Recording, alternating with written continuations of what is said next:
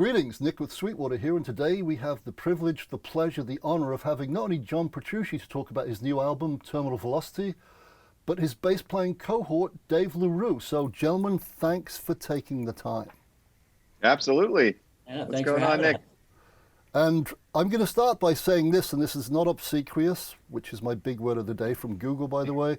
But I have to look that one up. it's the same. It means the same as blowing smoke up something. But anyway, Gotcha. the album is excellent. I've really enjoyed listening to it. So thank you so much. Congratulations. Thank you. Because as we were discussing pre-interview, well, pre-record, one of the hardest things with an instrumental is keeping the non-guitar nut interested.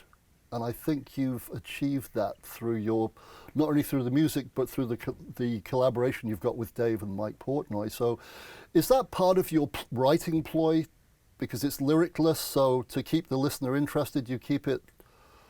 I like the swap between simple melodies and rhythmic melodies, riffs, and also hooks, and then blazing solos, which you kind of pull back on occasions to make it more listenable to the non-guitar player. Is that a deliberate ploy, John? And that was the longest question ever in history. Well, I think Blazing Solos was a movie, or am I thinking of something else? No. But, well, thanks for saying that. You're picking up on definitely something that was my ploy. I think it's really important, not only with this album and guitar instrumental music, I mean, just in Dream Theater as well. It's kind of like the general mindset is like, if it's boring to me, it's going to be boring to other people. Right. And I want to keep it interesting. So in this case, as a guitar instrumental album, where, you know, there's a lot of guitar, it's taking on all the roles, like you said, the melodies, the solos, etc. It's so important for me that it stays interesting and it stays engaging and it stays moving. So people want to listen to it. You know, you want to put it on, you look forward to listening to it. If you're working out or going for a jog or on the beach or whatever you're doing.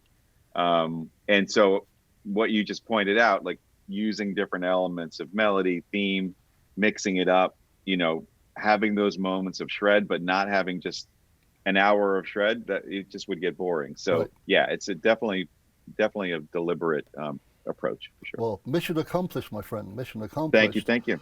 I think that the change of feels was really important too. That's one of the things. You know, I get bored easily as well, and if the feels are the same throughout, and you're playing the same genre consistently for an hour, it gets boring and repetitious and things tend to run together. So what I really enjoyed about doing this record was the different kinds of feels we use throughout. And I've had some people point that out to me too. It's like, wow, I've never heard John play like this. And you guys do that kind of thing so well. And, you know, so it was a way to show another dimension musically and also to give the listener some other variety that stays interesting. Well put. Yeah, it's like a roller coaster of styles. You're right, and feels. Yeah. Simple lines intertwining. Sorry, I had to get a Spinal Tap quote in there somehow. Intertwining. I don't want to interrupt your flow, your intertwining lines, but I just want to take the moment, since Dave and I, this is the first interview we've done together, and I want to take the moment to say how proud and happy I am to have Dave on this record. Of course, he played on Suspended Animation, my first one, 15 years ago. Right. We've done so much touring together with G3 and my guitar camps, etc. And we know each other so well musically. And it became a running joke, like, when are you going to do the solo album? I'm ready, you know. So finally, I was like, Dave, guess what I'm doing? So I'm so happy to have Dave back. And, you know, playing all those different feels that he mentioned, it's not an easy task. I mean, I could throw this stuff out like as a guitar player, you know, oh, I think I'll do a Latin section. We'll play a blues here, blah, blah, blah.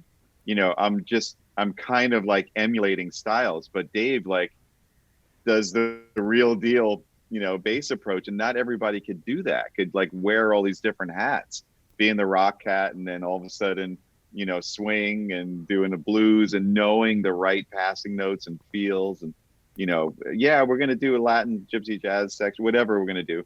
And he just like, he's right there. So Kudos to you, Mr. LaRue. Thank you, sir. Thanks. Well, thanks for keeping me so interested. There was a lot of fun sections that surprised me. Yeah.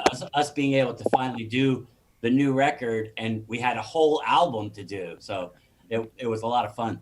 Yeah, because you basically got as near as damn it an hour. 9 songs, Yeah.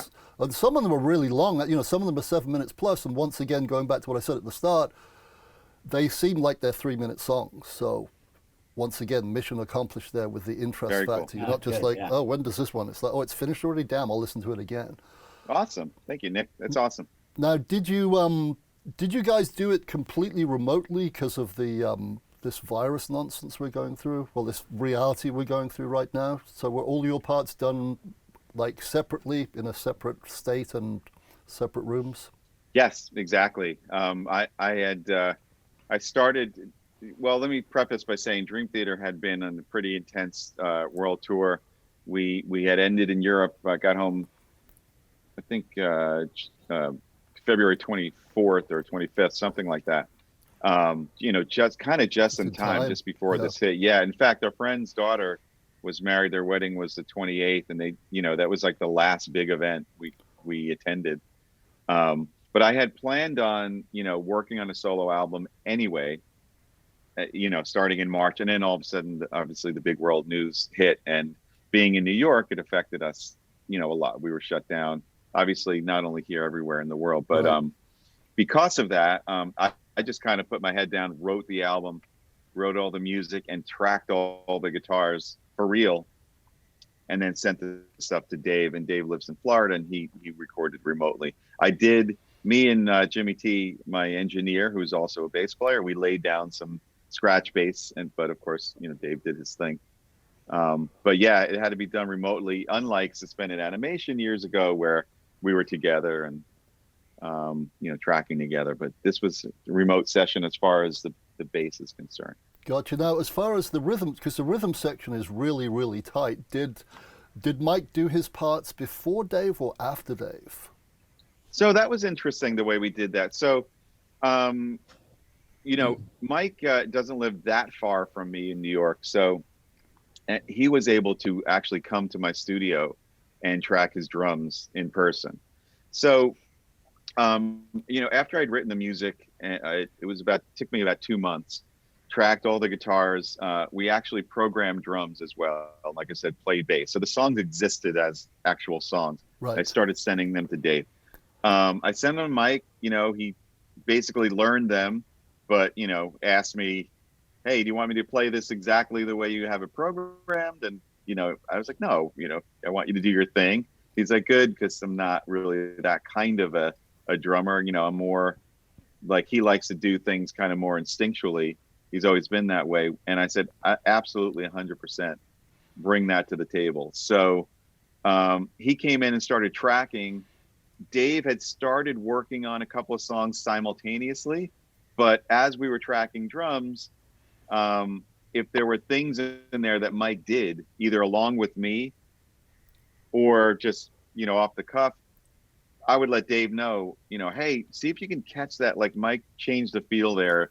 He's doing more of a triplet thing. Can you catch that fill? Right, Dave? We did that a bunch of times. Yeah, and at that point, you said, we were talking about it, but it became apparent that I should wait Right. for Mike to do the tracks. So as Mike would finish tracks, they would show up the new drum tracks would show up in my box. So I would load them into the session and then work with what the real final drums were going to be. Right.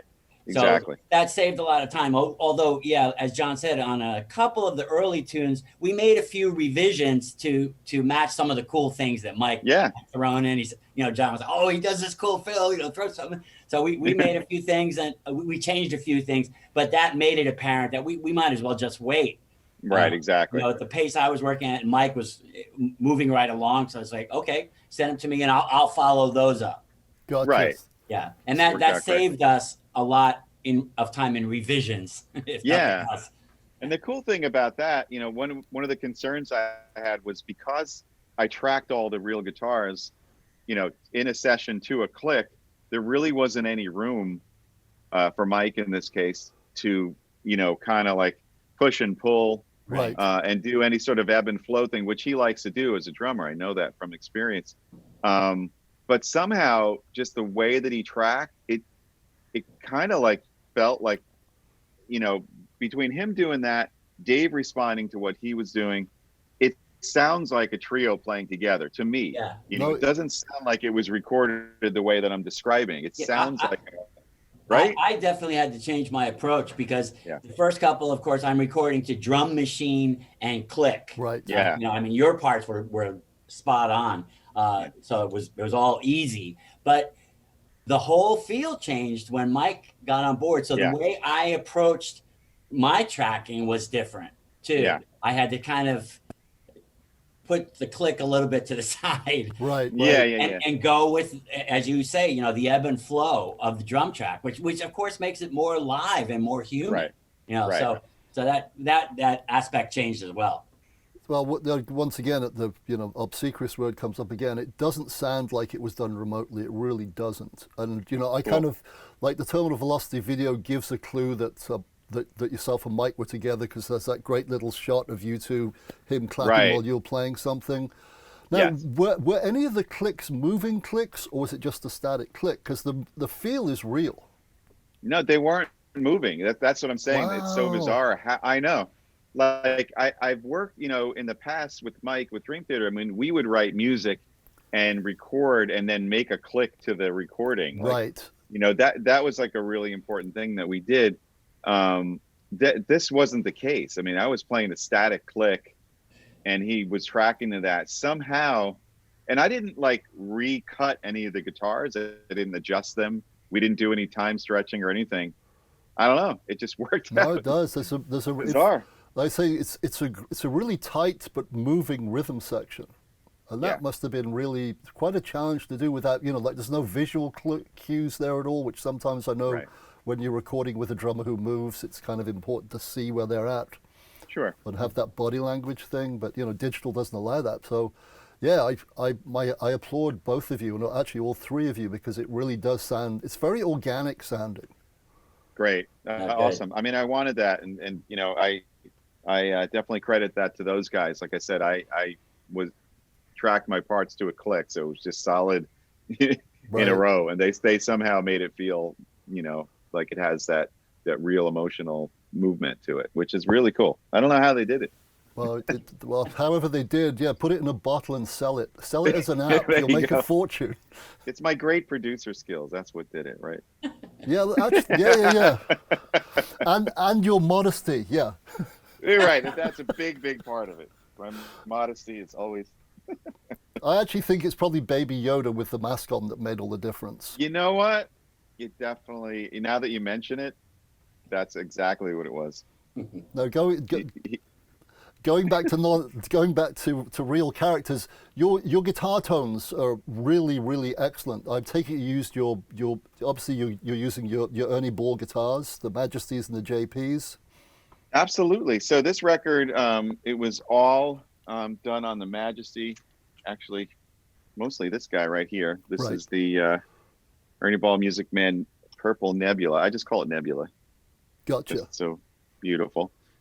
This is part of the 2020 line. I use this and another version of this that's called Enchanted Forest. That was like a green one. And then on Temple of Circadia, I used a 7-string guitar. So all Majesty, and right into my my signature boogie had the JP2C. Right.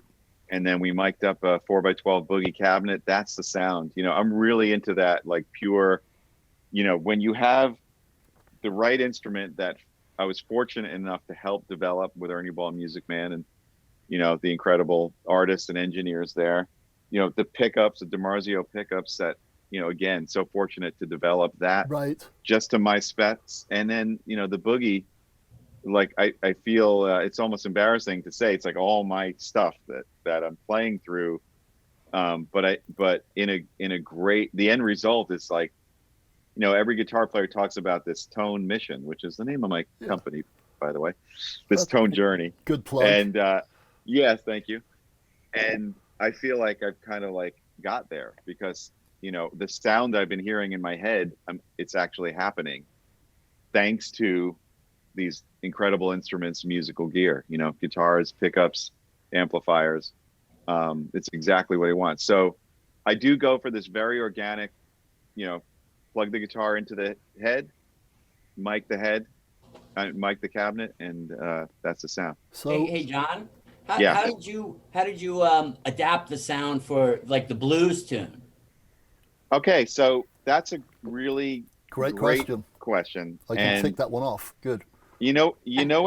what's really cool and shows the versatile nature of not only the guitar and the pickups but the amplifier is that I didn't do anything except really just turn the gain down on the amp. I was wondering. Yeah. So it was the same thing. So same guitar. It's the Ernie Ball Music Man Majesty. Yeah, and it was actually, my amplifier has 3 channels, and usually the 3rd channel is what I use for lead. But I dialed in channel 2, which you can use as a lead as well. And I literally just backed the gain like way down. Mm-hmm. Yeah. And I was like, this sounds really good. I mean, yeah, I mean, that's the sound. It's very pure. But still your sound, but not the big chunky distorted thing. Well, think about it. Like, to me, it kind of had like a Carlos vibe, a little Larry Carlton, a little Gary Moore. I mean, Carlos, that's the boogie sound. I mean, that's what he like put on the map. So of course you're gonna get that from the amp. The guitar being so versatile and expressive as well as the pickups is another ingredient there. But it's not like all of a sudden I had to switch to some kind of bluesy amp and blues guitar. No, same gear. Play some hollow body thing. Yeah. And then part of it is of course the approach. It's the the lines and the headspace. Right. But yeah, that's all it was. Yeah, talking of that, because that was one of the songs. It was really hard to pick a couple of songs to talk about because they're all really good. Yeah. But funny enough, like one was Out of the Blue, Snake in My Boots, of course, cool. And Temple as well because of the 7-string. But the thing that got me back Out of the Blue, I straight away heard Gary Moore.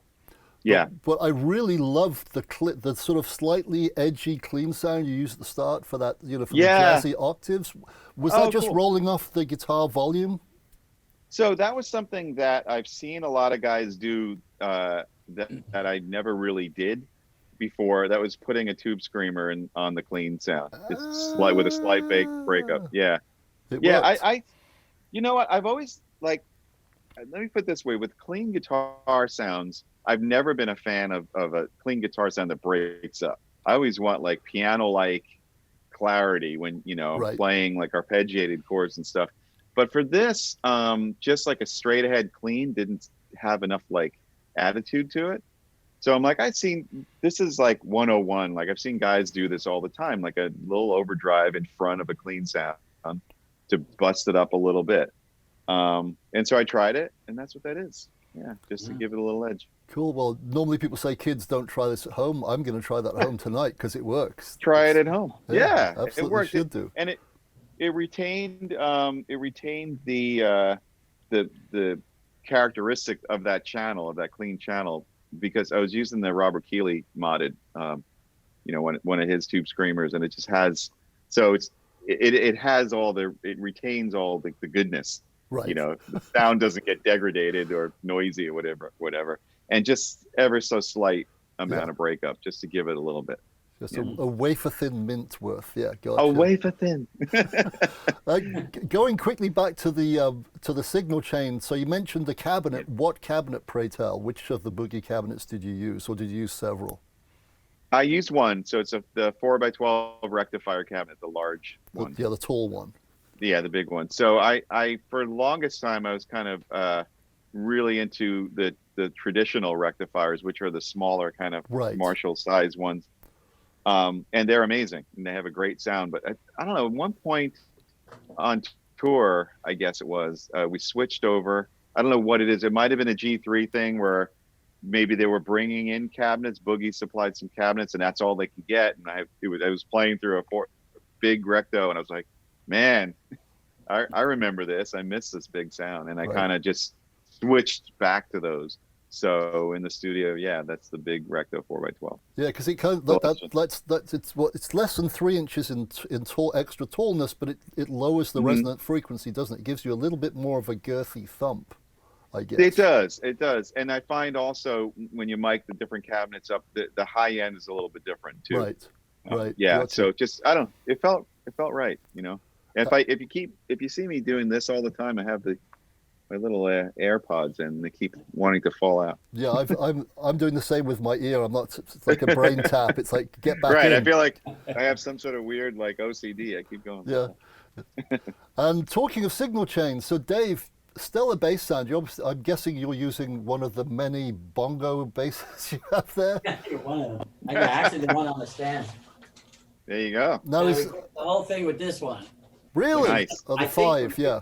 2005 Bongo HS, as you can see, the red. Yeah, it's stellar sounding instrument. And how about the actual? Were you DIing? Were you running through? Yeah. Well, whenever I record, I mean, I think the first thing I want to send the producer, whoever that happens to be, is a pristine DI track. Yeah, in this case it was John and Jimmy T. They were both working on stuff as I was sending it off to them, which was great. But I record. I mean, thank God for remote recording at this point, because with nobody doing shows at all, I'm able to still get a lot of work.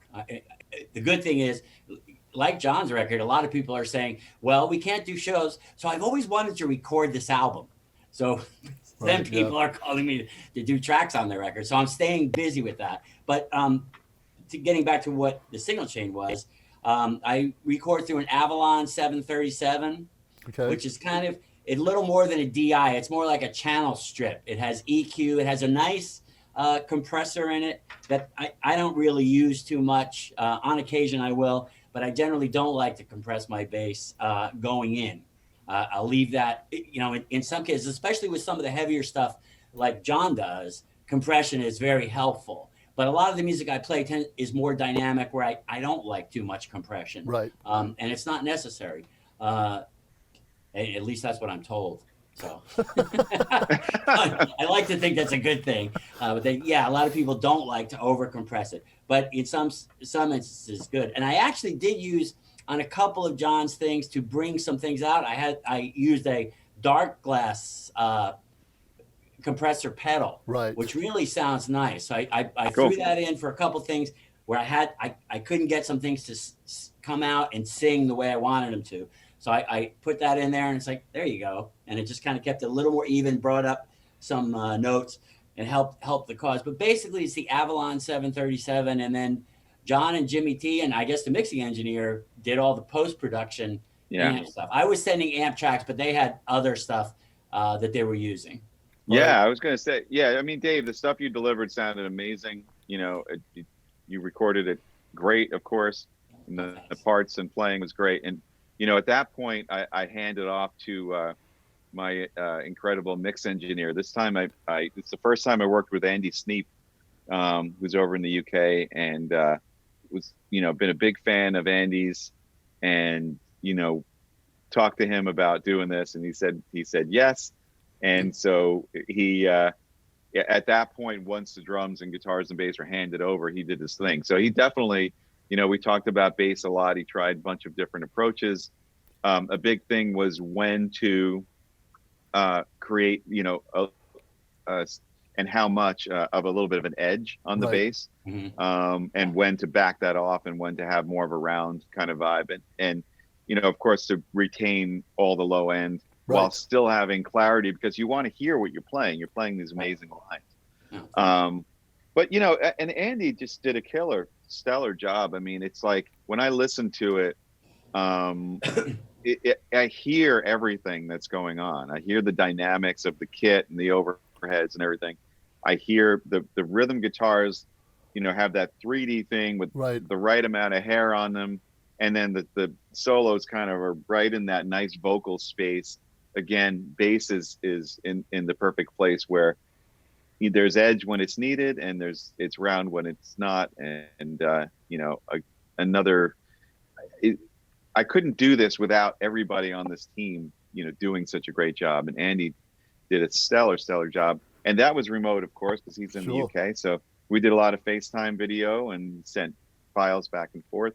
He also mastered the record. He mixed and masters, which was the first time I dealt with that. And I loved it because, he could really, if in the mastering stage, he realizes something about the mix that he, that wasn't happening. Oh, I need more high end on the guitars, but I don't want to put it on the overall mix. He just goes back to the mix, adjusts that, and remasters it. So that worked out perfect. Yes, I've had the good fortune of knowing Andy for many, many, many years because he's part of he's part of that whole English metal thing.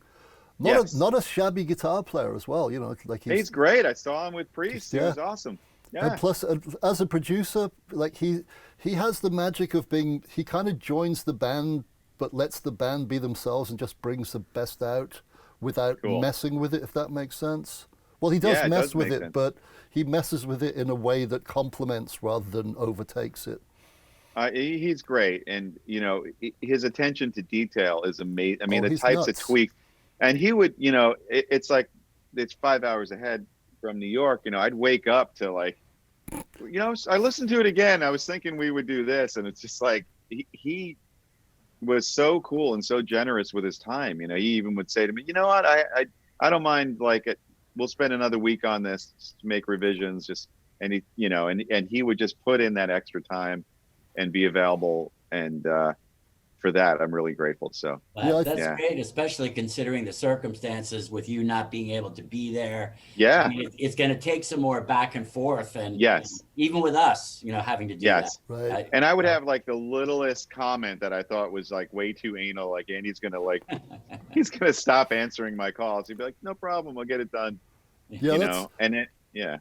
You really? Oh, me? Oh, it's coming out. It's coming out now. So because that's one of the things that Andy brings to the table is that he gets involved with passion. I always get the impression from Andy, just from speaking to him as a friend, that he takes on projects he's passionate about. Yeah. So that goes back to sort of joining the band in a weird way, which literally happened with Priest for a while there, but. He gets involved, like it's personal to him. It's not just a project. It's not a tick on. Totally. Like it's not a tick on a to-do list. It's like it's his stamp, if you will, his sonic stamp.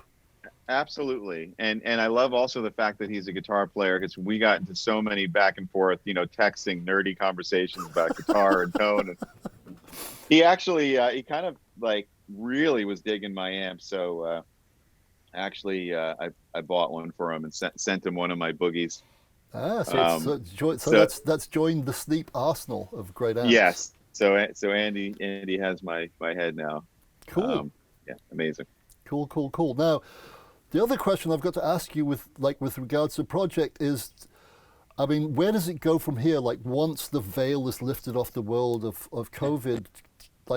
Is there a G3 in the future, hopefully, or a G4, whatever you want to call it? Hopefully you guys can play this stuff live. Well, G3 is obviously up to Joe Satriani. It's his thing, and I always tell him that I'm there whenever he asks. I'll always say yes to a G3. So I hope that Joe, has plans on doing that in the future when things pick back up. I'll finally have some more music to play. Yeah, because I've been playing the same damn songs for for 15 years. Yeah. Yeah, it's something Mick Rigdon, Joe's manager, said, John, do you have any more new songs you can play? Actually, on the record, Happy Song and Glassy Eyed Zombies were two new ones that I had written for that purpose, and so I played those live before, so people have heard those. Gotcha. But as far as and I'll play these at my Guitar Universe camp. We had to postpone this year's, but it'll be next year. At the end of July in Irvine, California, and I'll have music to play then. As far as like an actual solo tour, not something I'm thinking of right now. Obviously, the world is in this funny place, and every band is in the same situation, trying to determine when touring is going to start. And when it does, the focus in my case will really be on Dream Theater. So we'll see. But now that we have all this material, I certainly can do solo shows if the if and when that opportunity arises. Gotcha. Now, talking of going back to the guitars, I noticed you had a blue one there. Was that the Pacific Blue Sparkle, perchance? Yeah, you look at that. You mean Just this that little beauty, yeah. Ooh, this that's old nice. thing? Yeah. This is actually a Sweetwater exclusive, Yes, it is. and it's, I don't know if people can tell, but this is really stunning. Yeah, that's beautiful. Awesome. Yeah. So this is the Majesty, of course. You can see the logo there.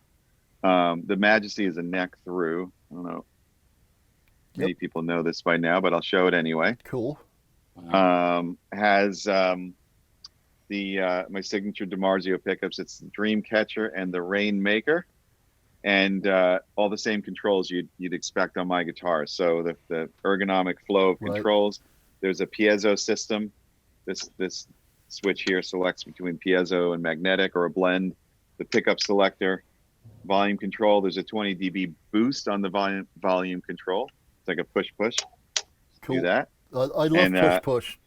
Push is the way to go, right? It's the way to go for performance, because you just literally, smack it. Do that. You don't have to worry about actually grabbing And then also there's a coil tap on the tone control that splits these two, and then there's a piezo volume, and you can adjust the piezo tone and the level or the amount of boost. It can go up to 20 dB if you want, but I don't know if you can hear this. Let's see. It's the best way to demonstrate the clean, like if you're on a clean sound. And I suppose I could have done this with Out of the Blue, but I didn't. Because this is like a clean boost. Right. But can you hear the guitar? Yeah, it's just got the edge. If you engage that, it'll all of a sudden, Yep. You can hear the volume. Anyway, it's a nice feature. I use it more like if I'm on a lead sound, and I just want to. It's just like cranking the input into the front of the amp. Right. Yeah. So you're not if you're already on if you're on a distorted sound already, you're not going to hear a volume boost. You're going to hear a gain boost. So it's just like having a clean boost pedal, and with a volume cranked, and it just like hits the front of the amp and gives you more sustain. Cool. But yeah, again, this color is a Sweetwater exclusive. I actually just got this a couple of days ago, and I was just like blown away. It's stunning. It's really, really pretty. Yeah. Are they? Yeah. Very cool. Are they putting that color on any other instruments, or is it just on the JPs, the Majesties? I think it's on several, but it's it's on the JPs. It's on the JP 6 and 7, and also the Majesty 6 and 7. I think there's some Lukes, and so I think there's some bongos with it on actually. Yeah, it's available across the whole line. Okay. Very cool. Oh, okay, good. Yeah, I like that color. And there's also the Eclipse Sparkle as well. I don't know if you've seen that yet, John. It's like it's a grayish eclipsey look. I didn't see such that a one. thing. I didn't see that one. Describe it. It looks like an eclipse, whatever that means. But yeah. Okay, gotcha. It's pretty stunning. But the good thing is Matt, who just spoke in, is smiling now because we plugged the new stuff, which is all important. Yes. So. Well, it what makes it cooler is, besides plugging the new stuff, is that it's really like awesome.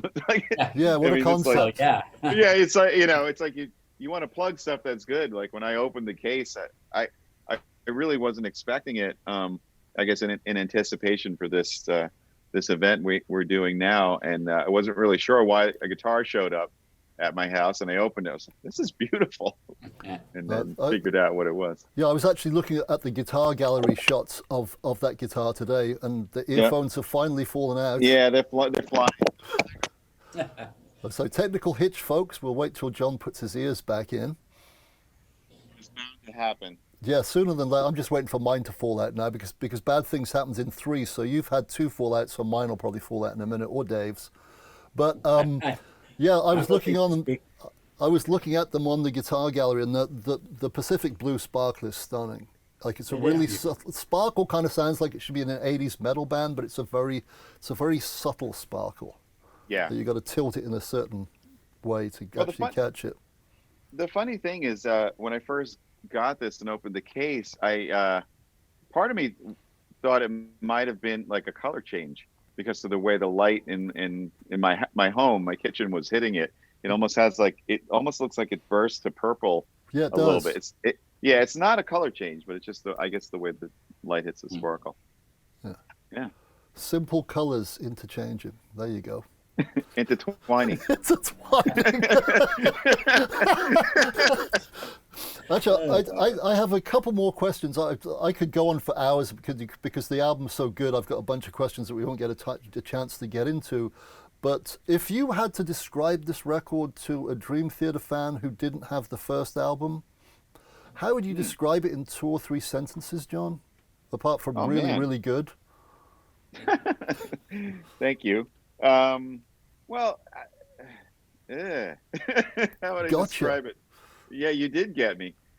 You know, the easy answer would be like, you know, Dream Theater without the vocals and keyboards, but that really wouldn't be accurate because stylistically, it's me sort of exploring the different sides and styles that I find interesting and fun. That's probably the better way of describing it. And sometimes that is in the Dream Theater direction that you might expect, like Temple of Circadia or Glassy-Eyed Zombies are kind of in that zone. Right. But, you know, something like Happy Song is like pop punk. Out of the Blue is blues with a little bit of Dregsy vibe in there.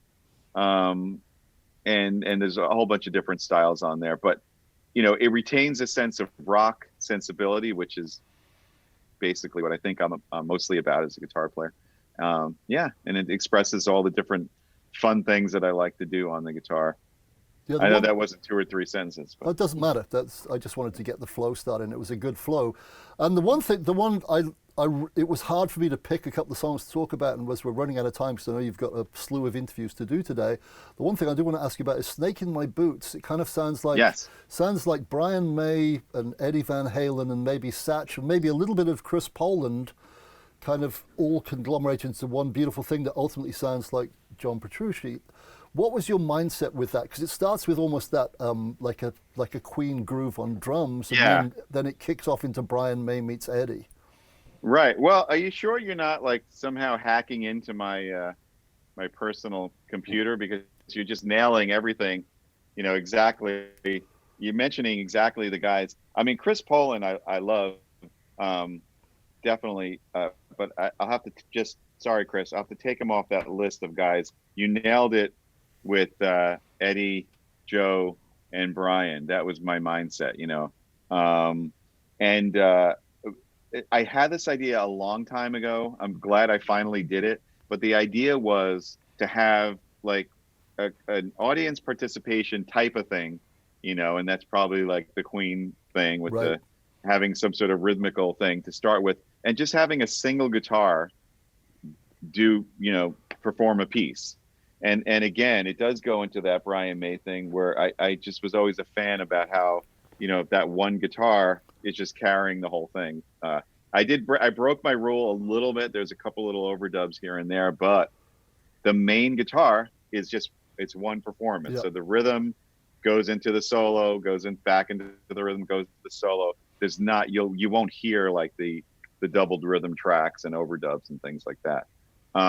The Eddie thing comes into play because I was going for the sort of 1984 sound that Eddie had back, and because the one guitar I wanted it to be like kind of wide and have some attitude, so we used the Eventide to do that. I mean, that's what Eddie did. Yeah, I was going to ask you if it was an Eventide. Yeah, it works. That's we had one. Yeah, we had one in the studio, and we just used the actual hardware Eventide unit to do that. And the Joe thing is just like in the stylistic kind of rock stomp thing, you know. Of course, like Satch Boogie. This isn't a boogie, but like, you know, that's so inspiring, like that rock and roll, you know, type of vibe to it. So it now, having said all this, I kind of made it my own by, it's basically a blues, right, Dave? Yeah. It's like a 1-4-5. Yeah. So, but on the 5 chord, in this case, which would be E, I put in my own stylistic, you know, flair by making the E not just like a standard dominant sound. It actually goes very modal. Right. So it goes into that Middle Eastern, Egyptian, whatever you want to call it, just for that chord. It kind of breaks away. Yeah, very cool though. Yeah, and I like doing that. I like taking a style and not just keeping the style traditional throughout. Even out of the blue, it breaks from the blues and it goes like the bridges kind of go into more of a melodic Dregsy thing. Right. And then right. and a straight time, and then it goes back into the swing, the shuffle time. For the verses and solo. So that's just personally something I like to do. It goes back to our early conversation about keeping it interesting, not knowing what to expect, yeah. So yeah, and to terminate the interview, to talk about Terminal Velocity, the title track, I had to work out what key or what scale. It sounds like E harmonic major you used for that main riff. That is correct. You are correct, sir. You get the prize.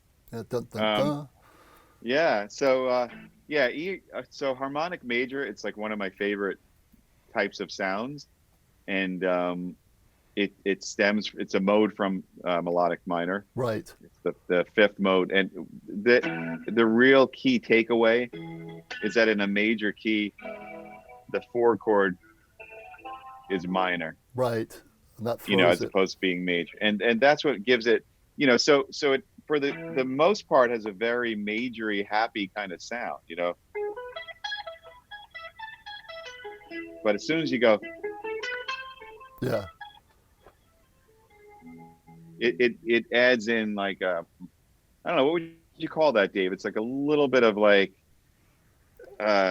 sadness or something. I can't explain it. It's like happy sad. Yes, it's definitely a darker sound.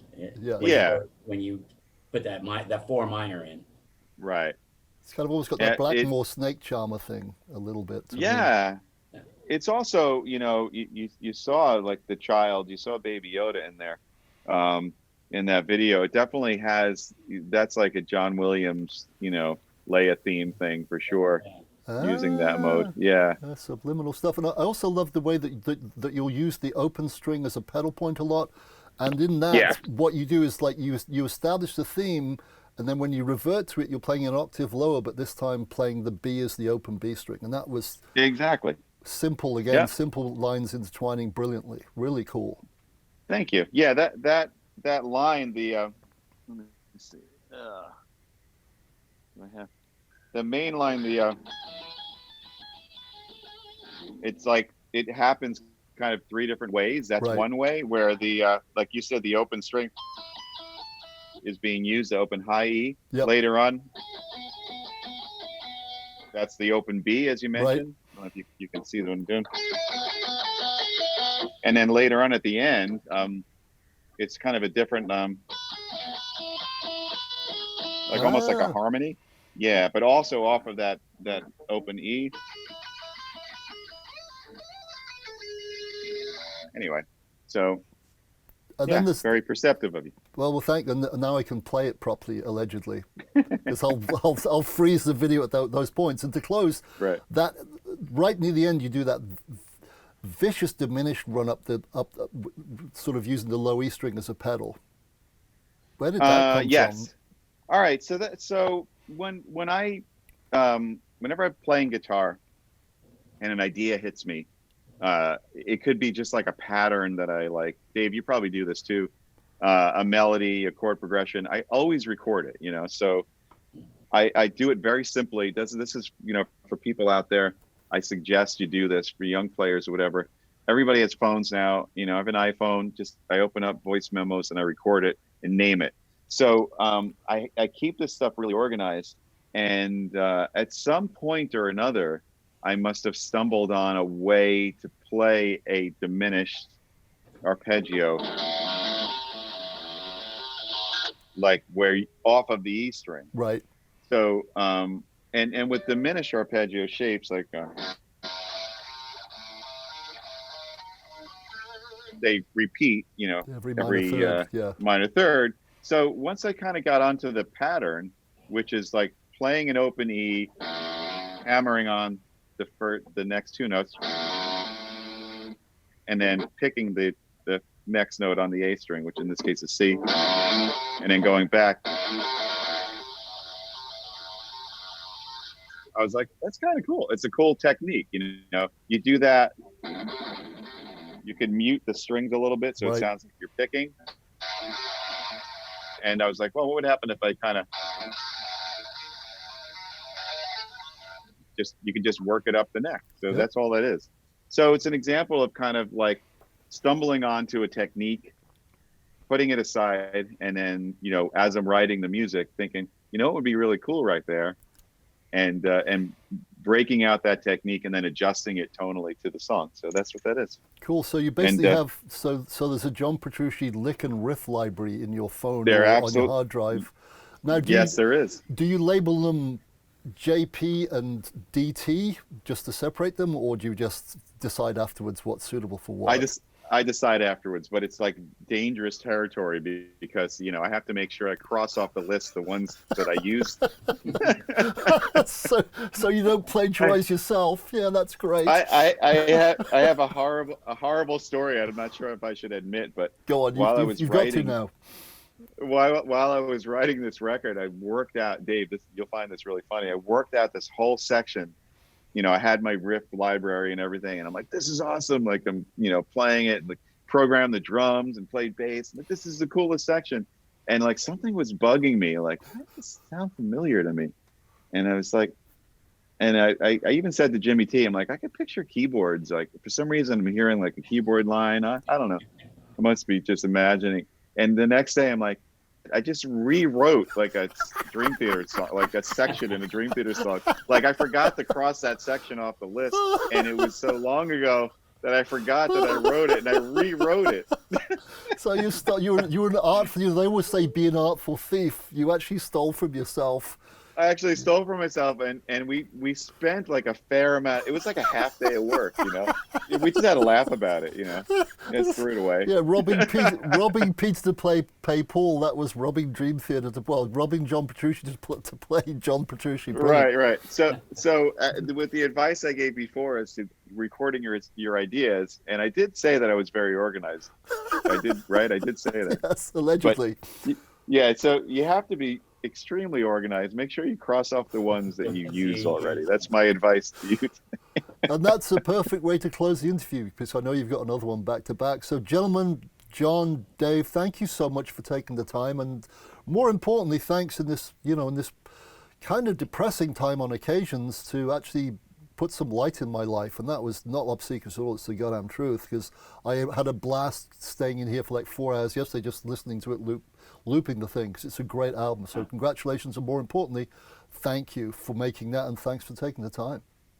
Thank you so much, Nick and Dave and Matt, and this was so much fun. Thank you for taking the time. Could I give one more? Please. Like, oh no, you know what? plug? I'm sorry. Yeah, I missed it. I got so carried away with talking about music. How dare we?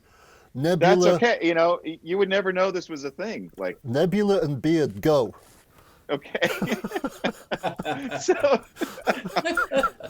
all right. So I'll go like that. No, so I got into like the whole, you know, I've had this beard for a while, and got into the whole like bearding culture and everything like that, and kind of like latched on to certain products that I really like. I got a gift from my wife Raina at one point. Really love this product from the UK, and this happens, Nick and Dave, you probably relate to this, where you order some stuff online, and sometimes somebody will recognize your name. They'll reach out like, hey, you know, so and so here is a fan. We saw your order, and it turns out that all these guys are, you know, they're really great guys over in the UK.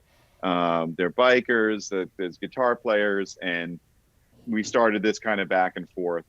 And one of the guys came to a Dream Theater show, actually in London, back in February, and I was so into their products. And I said, hey, you know, they do signature products with different celebrities and personalities. I was like, if you ever want to do one with a bearded guitar player, you know, I have ideas. And sure enough, the company is called Captain Fawcett. Of course. They're an awesome company. The captain reached out, and we developed oh, there goes my ear. Can you still hear me? There's the third Yeah. one, yeah. So it won't happen again because they happen in 3, so we should be good. I'll leave that one out. And we developed, this is my first time getting into this, it's a beard product line. So it's a beard oil, beard balm, and a mustache wax. And it's called Nebula, which is an awesome name. Of course, it's like inspired by the Ernie Ball Music Man it all comes Purple back. Nebula. It all comes It's back. all tied in, and it's coming out. It's being launched October 16th. So the circle which of life. is, And now my question to you, and I'll repeat what I said before, is so my intriguing question is, I wonder if the oil would be good for finger lubrication on the board to stop the squeaking, and maybe the wax could clean guitars. So it could be a multi-purpose. Right, launch. right. Exactly. I don't see why not. I mean, your guitar will smell amazing. Yeah, so And, Matt, that's how you bundle it now. So it's like, if you don't have a beard, use it on your guitar. Thank you. Good night. Yeah. Love it. Well, it's better than Neil Sean's salami method. Yeah, Neil. Yep. He came up to me one night. I was at a Journey show. He's about to go on stage. It's like, John, check it out. And I hope this isn't a trade secret, Neil. And he was putting his hand in like salami and like greasing the guitar. Really? And it works. Yeah. Yeah. So that's his finger grease is salami grease. Is there any particular brand of salami or just salami? I don't know. But it works for him. Awesome. I use the spray. Why can't I remember the name of it right now? Finger Ease. Right, And gotcha. Yeah. if we could put the beard oil in a spray, what do you think, Matt? I'm in. Yeah, just as a personal favor, don't make it smell like salami. And It doesn't smell like salami. As much as I love the smell of salami, it doesn't. But I think that all three of you guys are not bearded gentlemen. You need, from between now and October, you all need to grow out your beards, and so that you could try this beard product. And there it's you really have it. awesome. And anybody watching this, grow a beard by October. What was it? October 16th. October 16th is the launch of Yes, sir. Captain Fawcett Nebula, my first foray into men's grooming products. So we've basically really got 2 months, gentlemen, to grow a beard, so we can support 2 John's months. endeavors.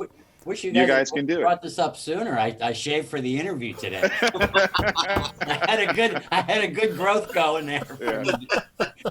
I'm actually wearing one of their shirts. This is one of their signature things they did called Barbarism, which is a signature product with he's actually a Long Island barber and personality, Sid Sodding. I want to say his name right. But anyway, they're a great company, great guys. So thank you guys. Now, I'm sure the guitar players here who don't have beards are thinking, that's all well and good, it's named after the guitar, but what on earth has this got to do with me? Well, John, I understand there's going to be a pick from those fine fellas at Dunlop, so take it away, my friend. Fill the dots in. Yes, absolutely. Yeah. So it's something that we also partnered with Dunlop, which is really, really cool of them. And so there's going to be, for the first, I think, 3,000 purchases of the larger beard oil, it's going to come with a limited edition Nebula pick. So it's my signature flow pick. So that's a 2.0 one that normally has like a Majesty logo, and it's like a oxblood kind of color. Right. This reddish kind of burgundy color. You have it there. There you go.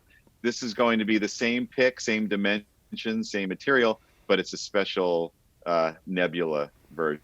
And that'll come again, limited edition with the first 3,000 of the 50 mil. I think it's 50 milliliter, the larger beard oil. So, yeah. And there you have it, folks. So grow a beard in 2 months and get your special pick. Hurrah! Grow a beard, get your special pick, and smell wonderful. So we started with an album and guitars. We finished with beards. What more can be said apart from thank you? And gentlemen, have a great day, and I'll speak to you soon. Hopefully in person next time, as opposed to via the fine Zoom methodology we have to use now. Absolutely. Stay well. You nice too, my talking to you. friends. Likewise. Yeah, Thanks, all right. Dave. Thanks, guys. Bye, guys. Cheers. Thanks so much. See ya. Cheers. That was perfect. I had a blast. Hopefully you have a blast watching it. See you.